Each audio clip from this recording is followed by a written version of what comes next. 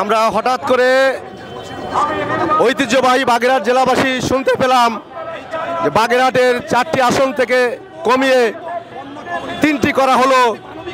এটা নির্বাচন কমিশনের টেকনিক্যাল কমিটির বরাত দিয়ে জানানো হয়েছে যে সারা বাংলাদেশের 300 আসনে তারা ভোটের সংখ্যার ভিত্তিতে, অর্থাৎ তারা বলতেছে 4 লক্ষ প্লাস ভোটার প্রতি আসনে রাখবে, এরকম একটি কথা বলে এই অজুহাতে তারা বাগেরহাটের 4টি আসনকে তারা 3টিতে নামিয়ে নিয়ে আসার জন্য একটি প্রস্তাব করছে নির্বাচন কমিশনের টেকনিক্যাল কমিটি।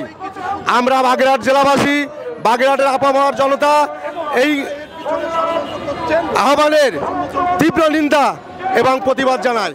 তারই ধারাবাহিকতায় আজ সমগ্র বাগেরহাটবাসী আজ ঢাকাতে জাতীয় প্রেস ক্লাবের সামনে আমাদের এই মানববন্ধন এবং বিক্ষোভ সমাবেশের আয়োজন করেছে।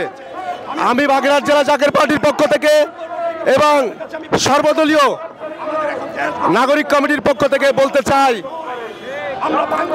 বাগেরহাট জেলার একটি আসন কমিয়ে শুধুমাত্র বাগেরহাটে একটি আসন কমানো হয় নাই।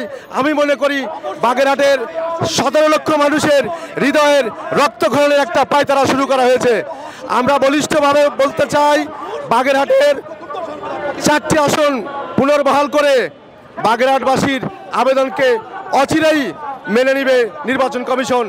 তা না হলে আমরা খুব অল্প সময়ের মধ্যে বাগেরহাটের সমস্ত রাজনৈতিক দলকে সাথে নিয়ে, বাগেরহাটের আপামর জনতাকে সাথে নিয়ে আমরা দুর্বার আন্দোলন গড়ে তুলব। প্রয়োজনে সারা বাংলাদেশ থেকে, বিশেষ করে রাজধানী ঢাকা থেকে মোংলা পোর্ট, সুন্দরবন, রামপাল তাপবিদ্যুৎ সবগুলোকে আমরা বিচ্ছিন্ন করে দেব। তাতে বাগেরহাটবাসী বিন্দুমাত্র পিছপা হবে না। আমি সারা বাংলাদেশকে জানাতে চাই, নির্বাচন কমিশনকে জানাতে চাই, এখানে আমরা বাগেরহাট জেলার সমস্ত রাজনৈতিক দল, এখানে কোনো বিএনপি, জামাত, জাতীয় পার্টি, জাকের পার্টি কিছু নাই। আমরা সমস্ত দল, এখানে দেখেন আপনি বিএনপি এসেছে, জামাত ইসলামে এসেছে, আমরা জাকের পার্টির পক্ষ থেকে এসেছি। সমস্ত রাজনৈতিক দল এখানে এসে আজকের এই প্রতিবাদ সমাবেশে হাজির হয়েছে। সমস্ত দলের পক্ষ থেকে আমরা এই প্রতিবাদ জানাচ্ছি। আমি একটি কথা দৃঢ়ভাবে বলতে চাই, বাগেরহাটের জাতীয় যে কোনো ইস্যুতে আমাদের কোনো দল মত নাই। আমরা কে বিএনপি করি, কে জাকের পার্টি করি, কে জামাত করি, এইটা আমাদের ভিতর নাই। আমরা এই জোরালো দাবির বিপরীতে বাগেরহাটের সমস্ত রাজনৈতিক দল আমরা এককভাবে আমরা এখানে দলমত নির্বিশেষে আমরা আজ এই প্রতিবাদ সমাবেশ এবং এই বিক্ষোভ মিছিলের আয়োজন করেছি। যদি আমরা দেখি আমাদের দাবি মেনে নেওয়া না হয়, তাহলে আমরা কঠিন থেকে কঠিনতর দুর্বার আন্দোলন আমরা গড়ে তুলব।